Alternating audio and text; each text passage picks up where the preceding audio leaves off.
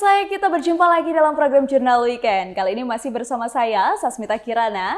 Dan saya Afan Asyafa. Ada 10 berita yang tentu saja unik, menarik, dan viral di kanal YouTube National TV Official. Semuanya siap kita putar-putar. Kita ulas, Kita ulas. Ya. Iya, siap. Tapi ini kan menjelang tahun baru.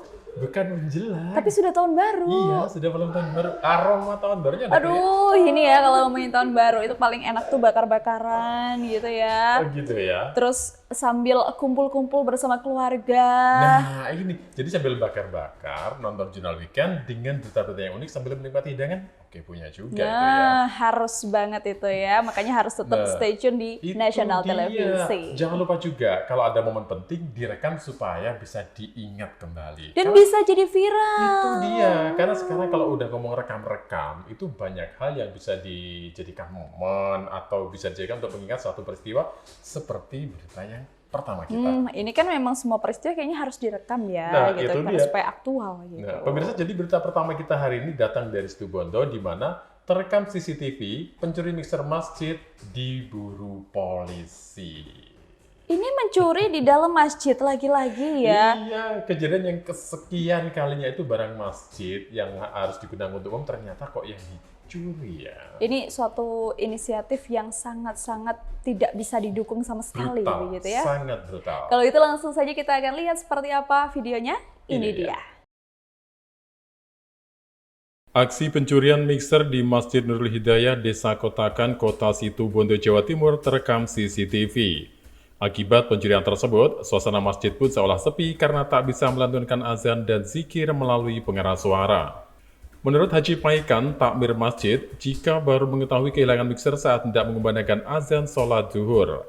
Namun, begitu menghidupkan power mic vokal, mesin di masjid tersebut tidak bisa berbunyi.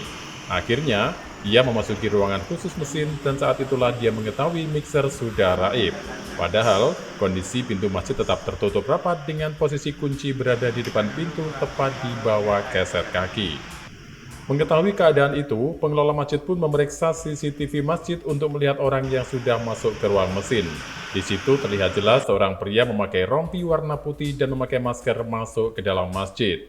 Diketahui, pria yang diduga mencuri mixer itu menggunakan sepeda motor Yamaha Mio Soul GT warna putih. Bahkan, dia juga membawa sejumlah sarung yang disediakan di dalam masjid. Kemudian, belasan sarung itu dimasukkan ke dalam jok sepeda motornya, lalu akhirnya pria itu pun keluar dari masjid. Yang punya pribadi, waktu ketahuinya kehilangan, mau adzan, sudah ditombol, lampunya kok masih nggak hidup, mic-nya, nggak ada suaranya. Ternyata masuk ke kamar lagi, mesin nggak ada, hilang juga. Terus kok bisa adzan ya Pak ya? Nggak bisa adzan. Ternyata setelah dicek CCTV? CCTV ada Pak, jam 9.46 ngambilnya. Tertutup ini. Berdasarkan rekaman CCTV yang ada, salah satu pengurus takmir sudah ada yang mengetahui pelaku. Sebab, salah satu takmir masjid ada yang pernah mengetahui dan berjumpa dengannya beberapa hari yang lalu. Akibat hilangnya mixer itu, kerugian yang dialami masjid cukup besar. Jika dihitung, harga mixer senilai 3,5 juta rupiah, ditambah belasan sarung milik marbot yang juga raib dibawa oleh maling tersebut. Untuk selanjutnya, pihak pengelola masjid pun melaporkan peristiwa ini kepada pihak kepolisian. Mereka juga menyerahkan alat bukti berupa rekaman CCTV yang memperlihatkan aksi pelaku. Sementara itu, Kasihhumas Polres Situbondo Ibtu Ahmad Sutrisno membenarkan adanya kejadian tersebut. Polisi sudah menerima laporan dari takmir masjid dan selanjutnya tim penyidik berkoordinasi dengan tim Resmob untuk melakukan pencarian. Polres Situbondo juga sudah berkoordinasi dengan tim Resmob dan orang yang terekam CCTV itu menjadi buronan Buser Polres. Jika tak ada kendala, dalam waktu dekat pelaku akan diringkus. Dari Situbondo, Jawa Timur, Khairul Rahman, Nasional TV melaporkan. Jadi gitu ya. Tapi sebenarnya walaupun kepepet banget ya, kalau bisa tuh jangan sampai nggak usah ada inisiatif atau ada pikiran untuk melakukan aksi pencurian. Apalagi ini dilakukan di dalam masjid dan mencuri sebuah mixer. Iya sih, walaupun sebenarnya kalau mencuri itu biasanya dilakukan oleh remaja loh, mencuri hati. Tapi ini bukan.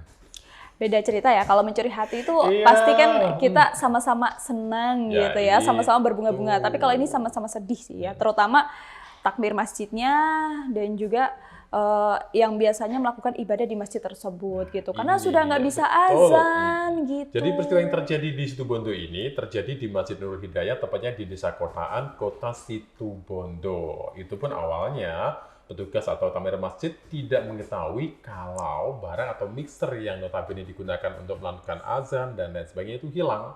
Jadi dalam beberapa waktu mereka ini nggak sadar, baru tahu setelah akan memutar kumandang azan.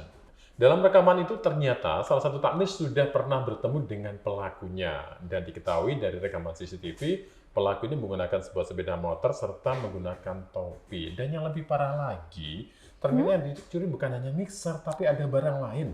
Apa nih? Sarung ya tadi ya Itu kalau kita lihat dari dia. videonya.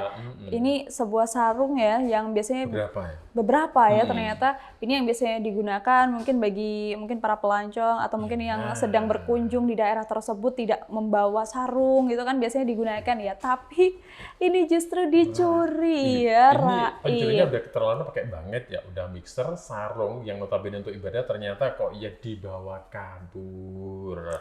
Ya kalau sarungnya sih mudah-mudahan buat ibadah juga ya. Nggak apa-apa sih kalau buat ibadah di rumahnya mungkin gitu ya. Mungkin Tapi begitu, ya, tapi kan yang namanya kalau ibadah itu kan kita memang harusnya melakukan atau menggunakan atribut-atributnya tuh yang memang yang baik lah, Iya. jangan dari hasil curian. Jadi berbekal rekaman CCTV ini, akhirnya sekarang si pelaku menjadi buronan Buser Polres Situbondo. Ya udah, semoga cepat ketemu Amin. dan memang mixernya semoga jangan dijual dulu Jangan ke sampai penadah dijual. ya, Iya, jangan dan segera sampai tobat gitu. lah.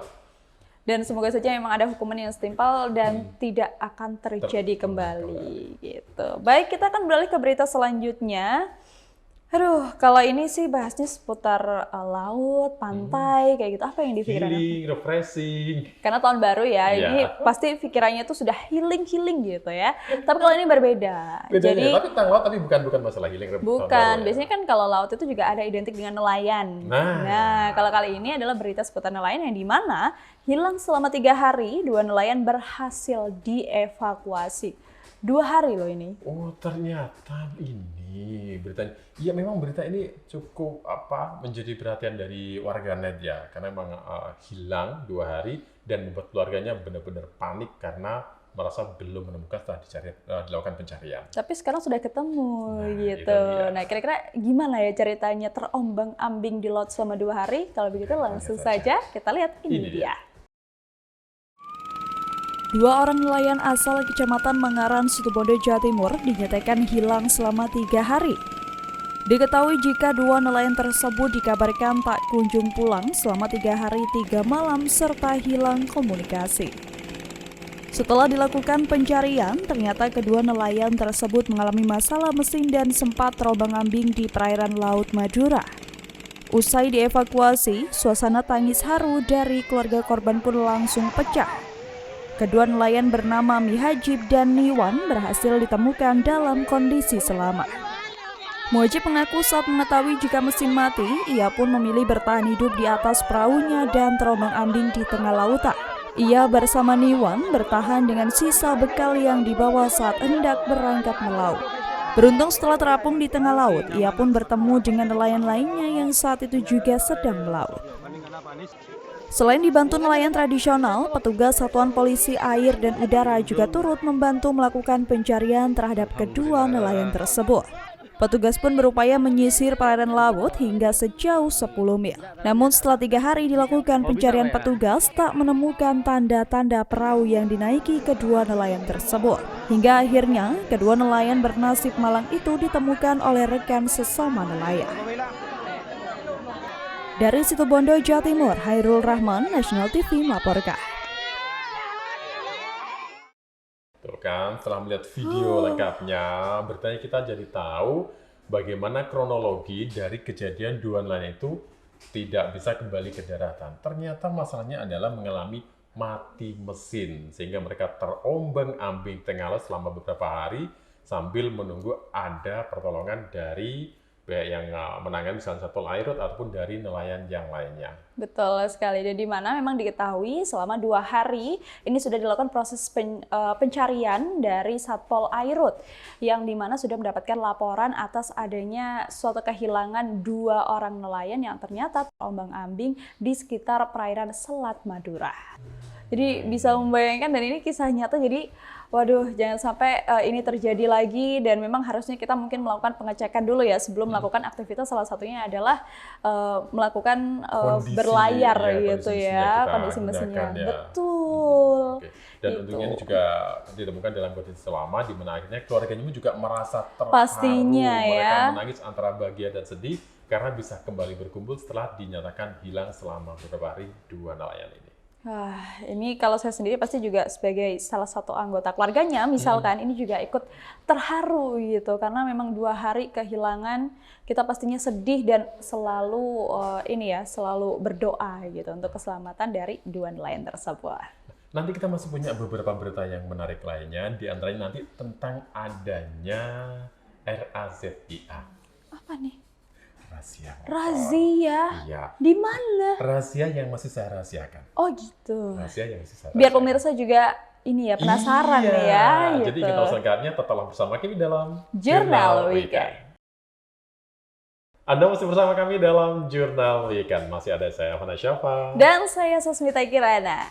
Oke, tadi sudah saya sedikit sentil atau spill ya beritanya tentang RA. Katanya rahasia. Ini sekarang berarti Udah. rahasianya sudah dibongkar Iya, nih. dibongkar dong. Mau dibongkar ya. Mau dibongkar, betul sekali.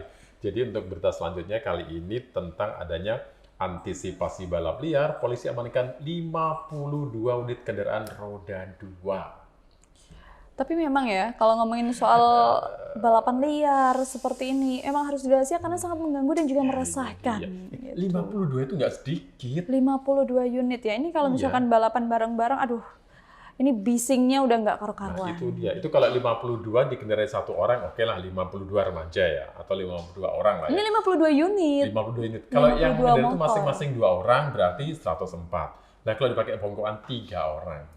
Aduh, udah langsung aja kayaknya kita lihat ya seperti apa keresahan masyarakat. Ini dia.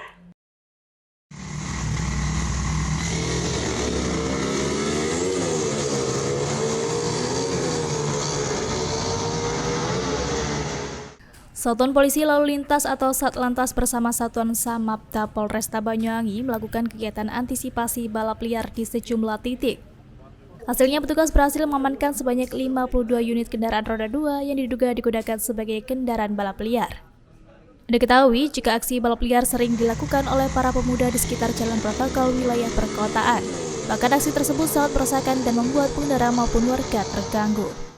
Kali ini, petugas pun melaksanakan kegiatan dengan target operasi tidak hanya pengecekan kelengkapan surat-surat kendaraan saja, namun juga pengamanan kendaraan yang terbukti melanggar serta tidak standar. Sementara itu, Kompol Subandi selaku Kasat Samapta Polresta Banyuwangi menyebut dari hasil giat operasi yang digelar tersebut, petugas berhasil mengamankan sebanyak 52 unit kendaraan roda 2 yang tidak standar. Untuk mendapat efek jera, petugas pun memberikan sosialisasi dan imbauan kepada pemilik kendaraan maupun pemuda yang sedang asyik nongkrong hingga larut malam. Guna menghindari aksi kriminalitas, petugas pun membubarkan para pemuda yang masih berkeliaran tengah malam di wilayah perkotaan. Pihaknya menambahkan, bahkan kegiatan pelaksanaan patroli dan antisipasi balap liar ini digelar setiap hari di beberapa titik rawan. Sebab kegiatan balap liar sangat meresahkan masyarakat serta membuat pengendara tidak nyaman saat melintasi jalan di wilayah kota. Tak hanya itu, bahkan kendaraan roda 2 yang sudah dimodifikasi pemakaian knalpot bronze serta tidak standar membuat pengguna jalan serta masyarakat terganggu. Dari Banyuwangi, Jawa Timur, Muhammad Hasbi, National TV melaporkan.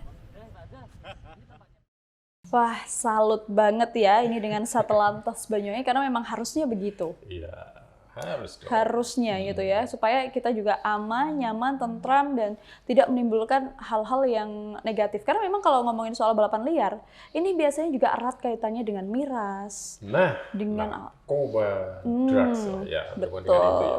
Dan memang bukan hal yang gampang, pemirsa ya, untuk bisa menangani kasus atau perkara seperti ini tentang adanya aksi balap liar yang satunya udah ditertibkan, satunya muncul lagi. Tempat A udah dirahasia, udah celing, udah bersih, tempat lain digunakan. Dan ini selalu saja terjadi dan masih menjadi PR dari teman-teman kepolisian untuk tetap aktif dan tidak merasa lelah untuk terus melakukan supaya hal seperti ini tidak terus terjadi dan bisa dihentikan. Ini kan menjadi suatu keresahan tersendiri bagi masyarakat. Tapi tak terkecuali kita juga harus melihat sisi yang lain, Afan. Berarti sebenarnya anak-anak muda ini suka balapan kan?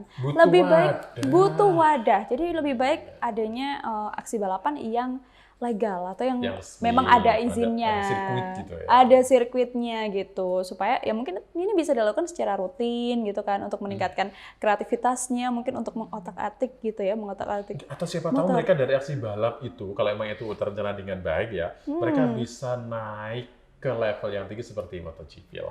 Aduh, ini ya keren sekali kalau Banyuwangi ini ada putra-putri daerahnya yang bisa jadi pembalap di MotoGP. Keren banget, kita emang berusaha yang terbaik ya. Iya, jadi gitu. pesan kita berdua sih ya, carilah tempat yang resmi supaya nggak terjadi aksi balap. Yang sesuai dengan tempatnya gitu ya. Wah, menarik sekali. Baik, kalau gitu dari Banyuwangi kita akan bergeser ke kota Cirebon. Lumayan jauh ya kita jalan-jalannya. Luar provinsi ya? Luar provinsi gitu. Yang dimana ini ada namanya tradisi Nadran. Tradisi Nadran sedekah laut yang masih dilestarikan hingga saat ini. Afan pernah dengar nggak sih adanya tradisi Nadran ini? Kalau Nadran karena itu adalah istilah dari daerah lain ya, baru taunya ya di news aja. Kalau di Banyuwangi baru taunya di sendiri, Jurnal Weekend iya, ini di ya? Jurnal Weekend. Bukan, kan sebenarnya muncul di National News. Oh gitu, Iya. gitu. Sekalian promosi program nih. Saya kebayangnya mirip-mirip kalau di Banyuwangi dengan petik laut. Oh, dengan petik laut ya. Tapi sebenarnya di kota-kota lain juga ada. yang Makanya mirip. bagaimana kalau kita lihat selengkapnya? Ini dia. Seperti inilah suasana tradisi Nadran di Kecamatan Gunung Jati, Cirebon, Jawa Barat. Nadran sendiri merupakan ritual nelayan dengan melarungkan sesajen. Hal itu dilakukan tak lain sebagai wujud syukur kepada Tuhan yang telah memberikan rezeki melalui hasil tangkapan laut. Pada berlangsungnya kegiatan adat tersebut, ratusan warga nampak antusias melaksanakan tradisi tahunan ini. Menariknya, meski di tengah perkembangan zaman yang semakin pesat, tradisi adat ini masih tetap bertahan dan dilestarikan. Umumnya, Nadran berlangsung sekali dalam setahun di wilayah pesisir Cirebon seperti Gebang, Losari, dan Gunung Jati. Dalam acara itu, nelayan bersama-sama menghiasi perahunya, menghadirkan pentas wayang hingga melarungkan sesajen. Sedangkan untuk isi sesajen tersebut biasanya kepala kerbau dan hasil bumi lainnya. Konon, Nadran sudah ada sejak abad ke-15. Saat itu, Ki Ageng Tapa atau Ki Jumatan Jati, penguasa Cirebon, mengadakan syukuran setelah putrinya tamat dari pendidikan pesantren di Karawang. Masyarakat menggelar interbumi, doa bersama, hingga makan bersama di Pelabuhan Muara Jati. Ketika sedang makan, Ki Ageng Tapa kedatangan siluman laut dan mereka meminta makanan agar ikut mendapat berkah. Mendengar itu, Ki Ageng Tapa berjanji membawakan makanan yang diminta tahun depan. Nazar inilah yang kemudian disebut Nadran. Hingga kini, kisah tersebut masih dipercayai oleh masyarakat sekitar dan ritual Nadran menjadi kegiatan yang disakralkan. Dari Cirebon, Jawa Barat, Tim Liputan Nasional TV melaporkan. Sebenarnya filosofinya sama ya. Ini kan merupakan bentuk rasa syukur ya untuk menolak bala juga, dan semoga lebih banyak rezekinya untuk warga yang berada di sekitaran pesisir pantai. Nelayan gitu. ya, atau dikatakan apa sih namanya? Sedekah laut. Namanya memang sedekah laut jadi ya. Nadran sedekah laut ya. Jadi merupakan suatu tradisi yang sebenarnya itu dilakukan sudah turun-temurun sejak ratusan tahun yang silam. Jadi masyarakat nelayan di situ memang rutin mengadakan kegiatan ini dalam jangka waktu 1 tahun sekali. Ya kalau di daerah Banyuwangi memang dikatakan mirip dengan petik laut ya, termasuk dari sesajen yang digunakan juga mirip-mirip karena juga ada kepala kerbau yang biasa digunakan dalam ritual Nadran di Cirebon ini. Betul sekali. Dan ritual Nadran ini dilakukan selama 1 tahun sekali ya. Sekitar 1 tahun sekali ini dilakukan, dan di mana ini merupakan bentuk wujud syukur atas limpahan rezeki untuk masyarakat yang berada di sekitaran pesisir pantai tersebut. Dan memang ini kalau dari filosofinya karena memang sudah ada sejak abad 15, ini merupakan kita bagi-bagi rezeki. Tidak hanya kepada warga sendiri, namun juga dengan sekitar penunggu alam, penunggu lautnya kita, gitu ya. Apa itu kearifan lokal ya? Kearifan lokal masih tetap berjalan, dan memang kalau ngomongin soal tradisi Nadran ini patut kita contoh ya, karena memang salah satu tradisi yang dimana dari abad 15 sampai dengan hari ini masih tetap berjalan. Ini juga bisa gitu. menjadi sebuah apa ya, ajang wisata sih, Bisa menarik wisatawan ya untuk maksud mendatangkan saya. wisatawan gitu, karena memang ini salah satu tradisi yang unik yang sampai sekarang masih terus dilestarikan. Itu berarti memang kuat sekali kearifan lokal yang berada di sekitaran. Kita sekarang bergeser ke wilayah lain dari Cirebon, Jawa Barat ya itu ya. Ya, Kita kembali ke Jawa Timur aja. kembali ke Jawa Timur ya. Baik, kalau Kali ini gitu kita ke Lumajang. Iya, betul sekali. Dari Kita ke Lumajang, Lumajang. beritanya adalah kamera pengawas Gunung Semeru rusak diterjang erupsi. Aduh, tapi kan emang ya beberapa akhir-akhir inilah ya sekitaran Selama Desember lah. selama Desember dan juga sebelum Desember ini sudah mulai aktivitas Gunung Semeru ini sedikit Kembali erupsi, was-was. ya. Mulai naik kembali gitu. Lantas kita lihat seperti apa? Ini dia. Ini dia. Gunung Semeru yang berlokasi di perbatasan Kabupaten Malang dan Lumajang, Jawa Timur kini telah menyandang status level 3 siaga. Meskipun demikian, beberapa waktu lalu akibat erupsi Semeru merusak sarana dan prasarana seperti halnya CCTV pengamat Gunung Semeru. Diketahui, CCTV itu rusak di zona merah dan setiap hari bertugas untuk memantau aktivitas maupun dampak kerusakan yang diakibatkan oleh erupsi gunung tertinggi di Pulau Jawa tersebut. Menanggapi hal itu, Haja Umi Zahrok selaku anggota Komisi DPRD Provinsi Jawa Timur mengatakan, terkait dengan sarana prasarana yang rusak akan segera dibenahi. Guna membenahi kamera pengawas tersebut, tentu saja pemerintah Provinsi Jawa Timur akan bekerja sama dengan stakeholder maupun pemerintah pusat. Sebab, jika tidak segera dibenahi, maka akan membahayakan bagi keselamatan warga karena petugas tidak dapat memantau pergerakan erupsi Gunung Semeru. Hingga saat ini, pemerintah dan DPRD Provinsi masih melakukan evaluasi terkait dampak kerusakan fasilitas yang disebabkan erupsi Gunung Semeru pada tahun 2022 ini. Diharap bantuan dan juga pembenahan semua fasilitas, sarana dan prasarana akan segera dirampungkan untuk keperluan masyarakat. Dari Lumajang, Jawa Timur, Dosi Kuswanto, Nasional TV melaporkan. Roda 2 sekali lagi. Ini kalau kita mengingat Semeru ya, ini kejadiannya kok ya pas tepat setahun yang lalu kan. Dulu di tahun 2021, di bulan Desember juga kan, itu juga mengalami erupsi. Ternyata di tahun ini juga terjadi hal yang sama di bulan yang sama juga. Kita prihatin juga, mendoakan mudah-mudahan saudara-saudara kita yang ada di sekitar Semeru sana bisa tabah dan bisa sesegera mungkin untuk menjalani kehidupan yang normal tanpa was-was adanya erupsi dari Semeru ini. Betul sekali, apalagi mengingat dari kasus kejadian adanya CCTV yang rusak ini berada di zona merah yang membuatkan ini petugas juga cukup kesulitan karena memang ini tugasnya CCTV tersebut adalah mengamati kondisi dari Gunung Semeru setiap harinya sehingga supaya warga sekitar ini bisa was-was dan juga tetap berhati-hati ketika memang zona merahnya ini sudah levelnya ini sudah cukup tinggi dan memang harus pindah gitu ya, harus mengungsi. Dan ini juga menjadi catatan tersendiri bagi rekan-rekan dari petugas memantau Gunung Semeru ini. Dengan adanya hal ini, mereka juga mengalami kesulitan untuk bisa memantau aktivitas dari Gunung Semeru. Jadi mereka kesulitan selain memantau aktivitas, dampak kerusakan yang ditimbulkan setiap hari, misalnya ada yang bertambah atau abad dengan adanya CCTV yang rusak ini juga menjadi masalah tersendiri. Untuk itu, rencananya kamera pengawas ini akan sesegera mungkin untuk dibenahi supaya rekan-rekan dari pengawas Semeru bisa kembali melakukan kegiatannya dengan melihat perkembangan dari status Semeru yang memang masih dirasa mengkhawatirkan masyarakat sekitar Semeru ini. Terutama untuk keamanan dan juga kenyamanan. Nah, salah satunya adalah untuk kenyamanan warga yang di mana CCTV yang rusak ini adalah untuk memantau kondisi atau perkembangan dari erupsi Gunung Semeru yang terjadi kemarin. Jadi masyarakat jadi tahu sekarang udah membaik atau sekarang sedang memburuk. Jadi mereka itu bisa ngerti ya di mana harus menaati ketika harus mengungsi dan harus kembali ke rumah masing-masing. Ya, levelnya kan naik turun. Betul. Gitu ya. Oke. Baik, kalau begitu nanti kita masih akan memberikan berbagai macam berita yang unik, menarik, dan juga viral. Kita bisa spill sedikit nanti di segmen selanjutnya kira-kira ada apa ya? Ada hubungannya dengan air deh kayaknya. Ada hubungannya dengan? Iya, air tapi bukan air di waterpark Pancoran untuk liburan, bukan. Oh, bukan ya. Aduh, kalau begitu sepertinya ini akan menarik. Apakah air untuk pengobatan? Nah, Udah, makanya Oh, tetap saja baik. Saya diam dulu begitu Diam ya. dulu ya? Oh, Diam iya. dulu. Oke, kalau gitu jangan kemana-mana, tetaplah di Jurnal Weekend. Pemirsa Jurnal Weekend masih bersama Anda dan masih bersama kita, saya Afan. Dan saya Sasmita.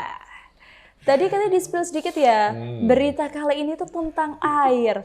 Apakah benar nih dugaan saya tentang air pengobatan? Bukan, tapi ternyata juga bukan bukan. air yang berhubungan dengan kolam mancing, kolam pemandian, dan lain sebagainya. Bukan berhubungan dengan mungkin air laut, bukan Ini air dari sungai. Dari situ Bondo. dari Situ Bondo. Ada apa dengan Situ Bondo? Ada apa dengan situ Bondo? Nah, oh ternyata ya, ini airnya bukan air sungai, bukan air buat pengobatan, air suci bukan ya. Ternyata ini adalah hubungannya dengan air hujan. Nah, Yang dimana ini ada ritual minta hujan, Pocian Hodo yang masih dilestarikan. Pocian Hodo. namanya Ini asing. asing bagi saya. Karena saya baru saja mendengarnya. Supaya nggak asing, kita simak saja video lengkapnya. Ini dia. Ini dia.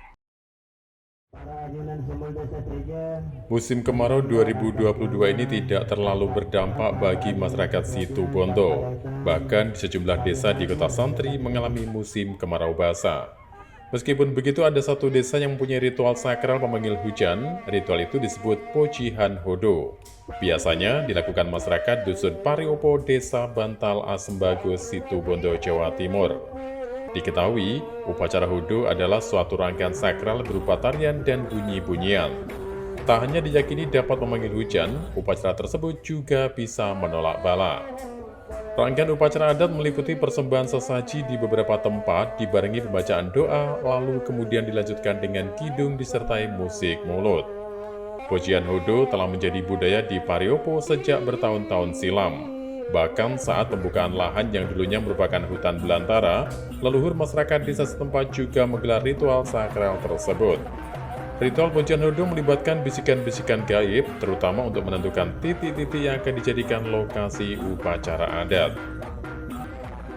Hingga kini ritual itu masih terus dilestarikan secara turun-temurun. Masyarakat juga sangat menyakralkan ritual tersebut karena sudah dilakukan sejak ratusan tahun lalu. Bahkan bisa dikatakan, jika ritual Pujian Hodo menjadi daya tarik bagi pengunjung yang berwisata di Kota Santri. Dari Situ Bondo, Jawa Timur, Herul Rahman, Nasional TV melaporkan. Jadi ini suatu ritual untuk memanggil hujan. Tapi sebenarnya akhir-akhir ini kan hujannya sudah lumayan ya. Intensitasnya ini sudah cukup tinggi gitu. Kenapa harus dipanggil lagi? Kalau di Banyuwangi, walaupun kemarin tentu saja namanya kemarau basah kan, tetapi di Situ Bondo ini beda. Oh beda. Ya, Jadi walaupun di tempat mereka ini misalnya musim hujan gitu ya, tapi beberapa daerah itu masih mengalami kemarau. oh masih kemarau. Tapi ternyata kalau melihat dari tayangan tadi ya, ini tidak hanya untuk memanggil hujan. Gitu. Tapi itu juga yang untuk menarik. menolak bala ya. Menarik sekali. Ini seperti ritual yang sebelumnya, tradisi sebelumnya ada di Cirebon nih. Jadi betul memang sekali. harus dilestarikan ya. Dan menarik sekali ini, apakah mungkin juga bisa menarik wisatawan untuk berkunjung? Bisa dong, ini juga membuktikan bahwa memang yang namanya Indonesia tuh selain kaya akan apa tadi, seni, adat, budaya, ini tradisi termasuk ya. tradisi juga ini kan ya, ini sangat menarik. Jadi memang benar kalau ritual Pujian Hodo ini tidak hanya dapat memanggil hujan, tetapi juga bisa menolak bala. Ini dilakukan masyarakat di Dusun Pariopo, Desa Bantal, Asembagus, Situ Bondo.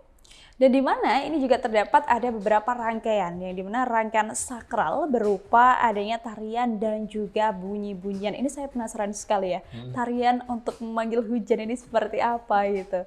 Apakah seperti kartun-kartun yang biasanya kita lihat gitu kan, ada ya biasanya di Disney, Oh, di Disney untuk ya. untuk ini memanggil hujan Iya. gitu ya. Lain Kalau ada saya, lain belalang kan? oh beda lagi Iya, lain ada ya. lain belalang. Nah, saya penasaran sekali, kayaknya tahun depan kita bisa berkunjung Kita ke di sana sana ya. ya. Oke, bisa untuk study minggu itu ya.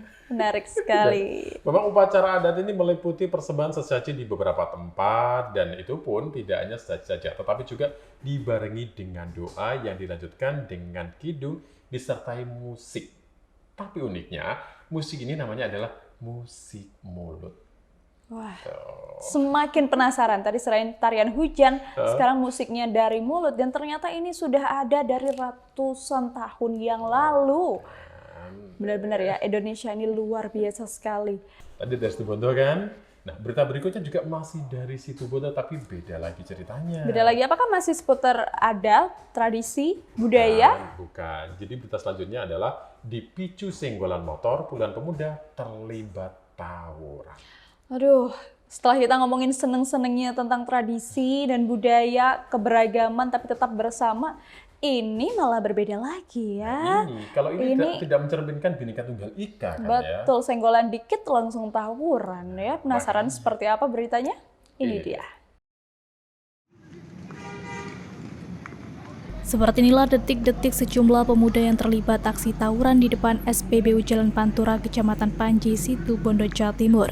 Pemuda tersebut saling adu pukul dan menendang satu sama lain, bahkan aksi tawuran tersebut sempat mengganggu lalu lintas di jalan utama. Beruntung aksi tawuran antar sejumlah gerombolan pemuda pun dapat dilerai oleh karyawan SPBU yang sedang bekerja. Usai dilerai, para gerombolan pemuda itu pun membubarkan diri. Diketahui jika tidak ada korban maupun kerusakan fasilitas yang disebabkan kejadian tersebut. Diketahui jika aksi tawuran yang melibatkan remaja itu dipicu lantaran senggolan sepeda motor. Bahkan diduga para remaja itu hendak melakukan aksi balap liar di lokasi. Sementara itu, Ibtu Nanang Priyambodo selaku Kapolsek Panji mengatakan jika sudah mendapatkan laporan terkait adanya aksi tawuran antar pemuda di Jalan Basuki Rahmat Panji, Situbondo. Usai mendapatkan laporan tersebut, polisi pun langsung menuju ke lokasi kejadian. Namun sayang, saat polisi tiba di lokasi, para pemuda sudah membubarkan diri. Kapolsek menyebut, hingga saat ini belum ada laporan terkait adanya korban jiwa maupun luka akibat peristiwa tawuran yang terjadi itu. Selanjutnya, guna mengantisipasi adanya aksi tawuran susulan, pihak kepolisian juga telah melakukan pengetatan dan patroli rutin di area yang rawan terjadi adanya aksi balap liar. Dari Situbondo, Jawa Timur, Khairul Rahman, National TV melaporkan. Tuh kan, ini cukup meresahkan warga ya. Apalagi kalau ngomongin tawuran itu sebenarnya kalau saya sendiri itu takut kalau lihatnya ya. Horor ya, serem. Horor. Iya. Itu pun yang bisa terkena dampaknya sebenarnya bukan hanya dari yang melakukan tawuran saja, tetapi juga dari orang lain yang mungkin melintas di lokasi kejadian, masyarakat yang ada di sekitar lokasi kejadian, atau yang melihat pun bisa jadi akan merasakan trauma dengan adanya hal-hal yang tidak menyenangkan ini, yaitu tawuran. Betul sekali, di mana memang aksi tawuran ini juga sempat viral di media sosial. Serta ini juga sangat meresahkan warga dan juga pengguna jalan. Aksi tawuran antar remaja ini dilerai oleh karyawan SPBU. Ini kita patut apresiasi ya, sudah dilakukan oleh karyawan SPBU. Biasanya kan kalau orang ada tawuran, itu pasti lari atau minggir, nggak mau dekat-dekatan. Tapi ini ternyata aksi dari karyawan suatu SPBU ini bisa melerai adanya aksi tawuran yang terjadi di Kabupaten Situbondo. Ini bentuk bahwa mereka itu peduli dengan lingkungan sekitarnya, jadi begitu melihat hal yang tidak baik, dilerai dengan maksud supaya mereka ini bisa kembali membaik. Dan sebenarnya kalau dilihat dari kronologinya, ini dipicu senggolan motor, dan notabene mereka ini sama-sama terlibat juga yang sering mengadakan aksi balap liar dan lain sebagainya. Ketika terjadi senggolan, ujung-ujungnya malah tawuran. Ini juga sesuatu yang sangat tidak menyenangkan, bahkan sempat ada adu jotos dalam peristiwa itu. Betul, jadi memang harus ya menjaga keamanan, kenyamanan masyarakat dan juga kondusivitas.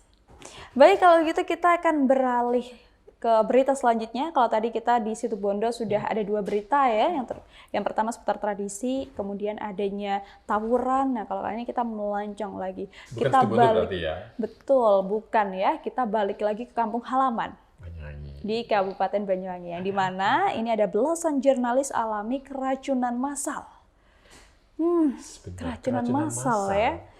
Ini pasti penyebabnya biasanya makanan atau ada penyebab lain gitu. Sebenarnya kalau kita udah ngomong makan, kuliner, apalagi malam tahun baru loh nih ya, kita makan enak sebenarnya kan. Ini gitu. berarti tapi nggak boleh gitu juga sih, kita harus hati-hati juga gitu terhadap pengolahan makanan, bakar-bakarannya juga gitu ya. Apalagi kan menjelang tahun baru. Harus kita tahu. Proses masaknya, terus kualitas dari makanan mentahnya yang akan kita olah ini juga kita harus tahu gitu supaya tidak terjadi seperti berita yang satu ini. Penasaran seperti apa? Langsung saja kita lihat, ini dia. Peristiwa keracunan massal menimpa puluhan jurnalis peserta pelatihan literasi Bank Indonesia di Hotel Ketapang Indah, Banyuwangi, Jawa Timur. Bahkan kondisi para korban mengalami mual, muntah, pusing, hingga tubuh lemas. Menanggapi peristiwa itu, PLT Kepala Dinas Kesehatan Banyuwangi Amir Hidayat mengatakan, Dinas Kesehatan Banyuwangi sudah melakukan uji sampel makanan yang diduga menjadi pemicu insiden keracunan massal tersebut. Dalam kesempatan ini, pihaknya telah mengambil sampel makanan yang sebelumnya dikonsumsi oleh peserta di 2 lokasi, yakni di Alas Purwo dan di Hotel Ketapang Indah. Amir menjelaskan, dalam kasus ini setidaknya ada beberapa kemungkinan yang menyebabkan para peserta mengalami keracunan. Dirinya menyebut, pemicu keracunan massal itu diantaranya makanan, air, dan proses pengolahan yang kurang higienis.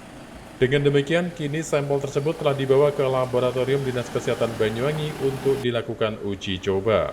Sebelumnya diketahui, jika puluhan peserta pelatihan literasi Bank Indonesia mengalami keracunan massal. Mereka mendadak mengalami mual dan diare setelah makan malam di Hotel Ketapang Indah. Hingga kini belasan korban itu masih menjalani perawatan medis untuk memulihkan kondisi tubuhnya. Dari Banyuwangi, Jawa Timur, Rizky Hidayat, Nasional TV melaporkan. Ini ya. Ternyata yang keracunan itu adalah peserta literasi, pelatihan literasi kan ya. Mereka Betul, mengalami dari keracunan Bank massal Indonesia. ketika mengonsumsi makanan. Nah, ini dia. Jadi para korban sebelumnya ini makan di satu wisata ya, ini di Alas Purwo dan juga di hotel. Nah, Dinas Kesehatan Banyuwangi juga sudah melakukan uji sampel makanan yang diduga pemicu keracunan ini bisa dari makanan, bisa dari air, ataupun bisa dari cara mengolahnya juga, begitu Ini dia ya. ya. Berarti kalau kita memang ingin mengolah suatu makanan ya, kita harus memperhatikan mulai kebersihan ya. Jangan petik tanpa dibersihkan langsung diolah, itu nggak bisa berarti ya. Betul. Belum lagi kita harus tahu jenis makanan atau bahannya ini aman enggak, beracun enggak.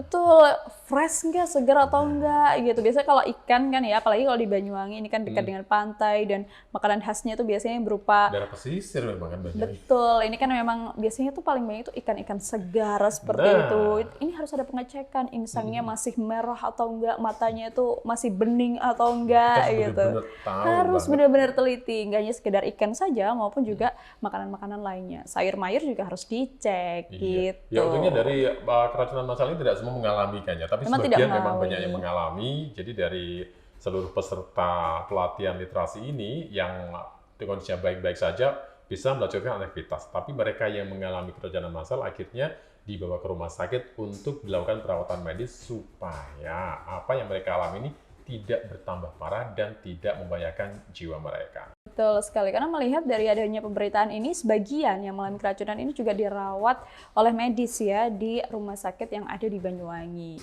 Jadi sangat disayangkan sekali, sangat disayangkan ya, karena memang jurnalis ini tidak hanya stand di Banyuwangi karena memang ingin mendapatkan ilmu dari berbagai tempat, dan memang ini jurnalisnya bukan jurnalis Banyuwangi. Itu Gitu. dia. Jadi ketika datang harusnya kan kita sebagai warga Banyuwangi ini di kan dalamnya, ya. ada di dalamnya yang pertama. Lalu yang kedua kita menyambut dengan baik gitu, dengan olahan makanannya, minumannya gitu. Jangan trauma ya untuk datang ke Banyuwangi. Kalau bisa nggak boleh gitu. Nggak boleh trauma. Nggak boleh trauma. Datang lagi ke gitu. Banyuwangi ya.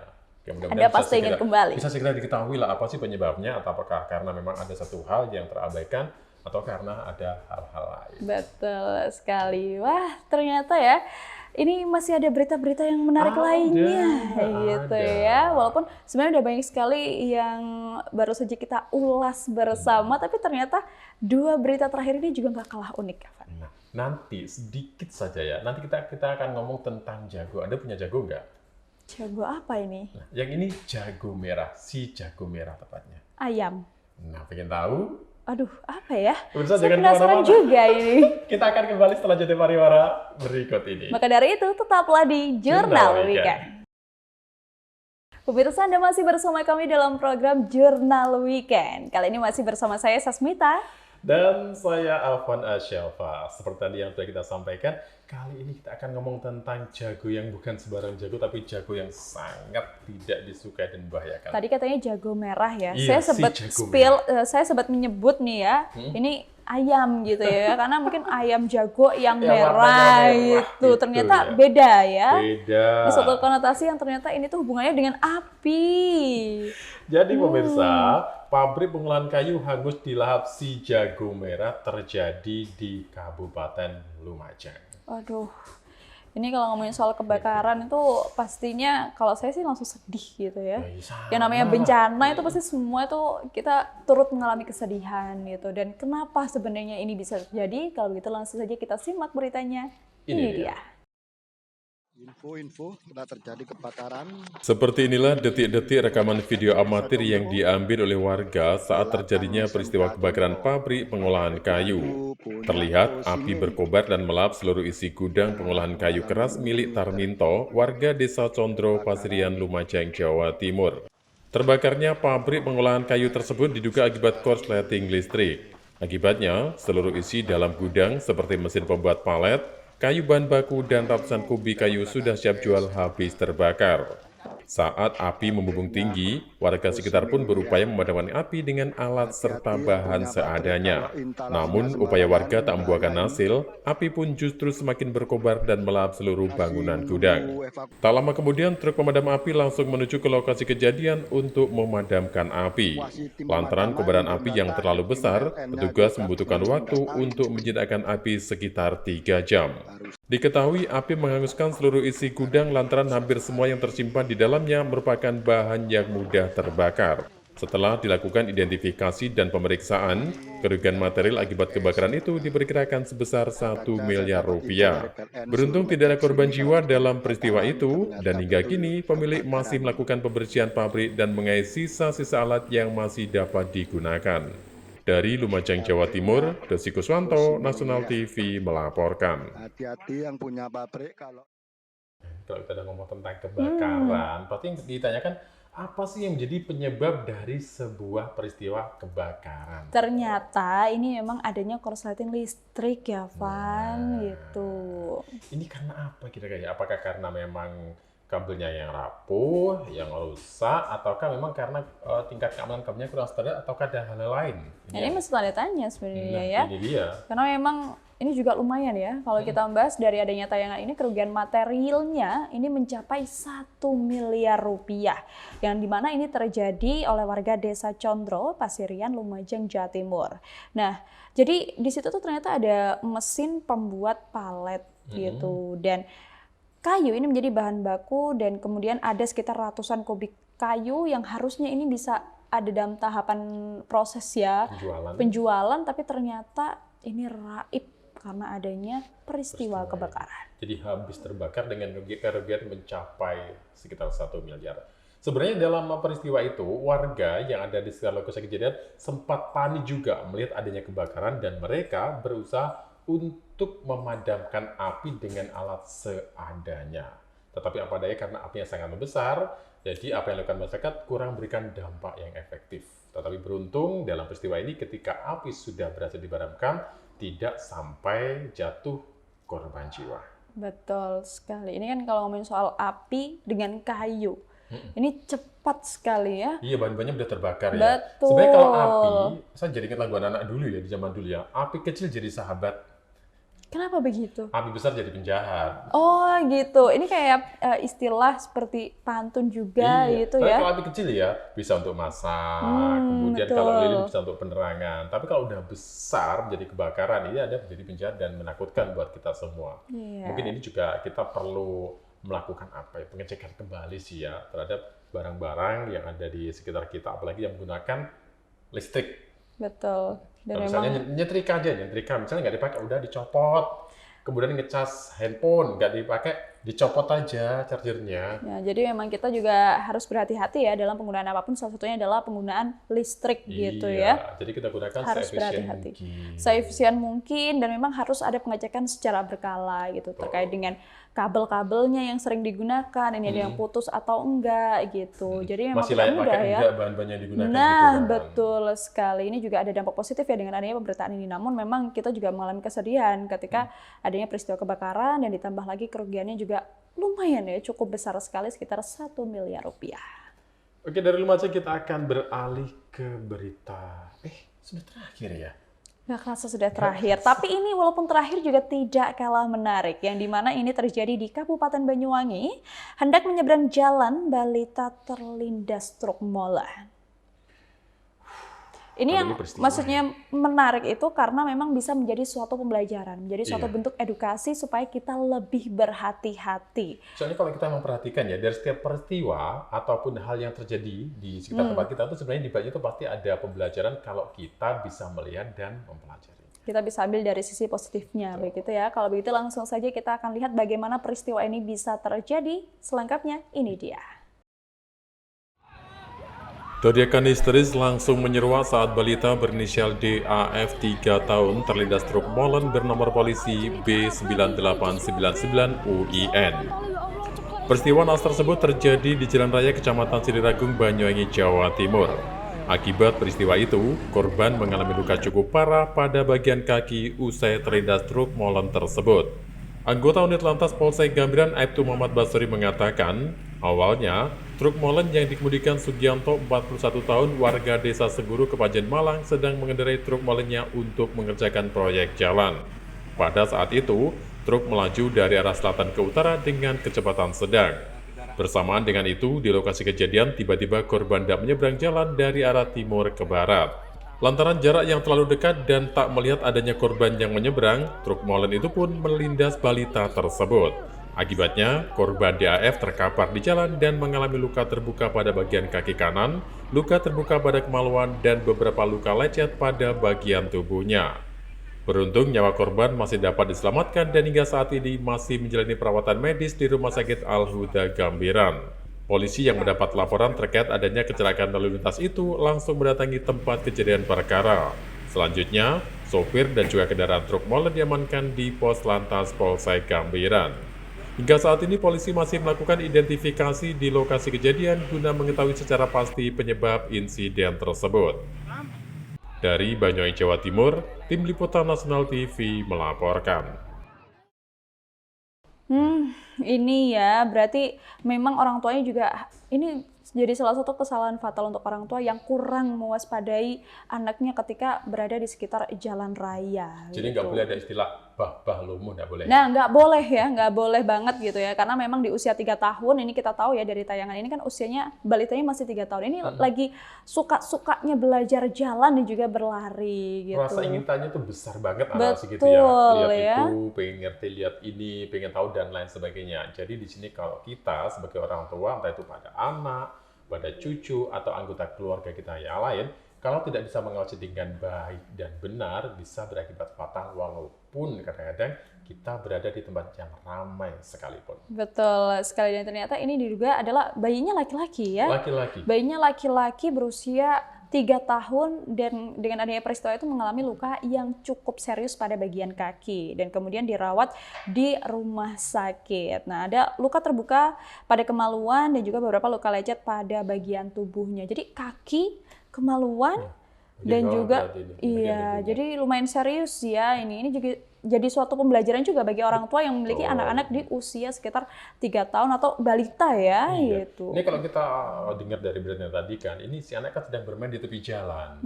Sedang bermain di tepi jalan. Nah, ketika ada truk molen yang melintas, tiba-tiba dia ini hendak menyeberang, di mana sang sopir tidak melihat ketika ada balita yang melintas.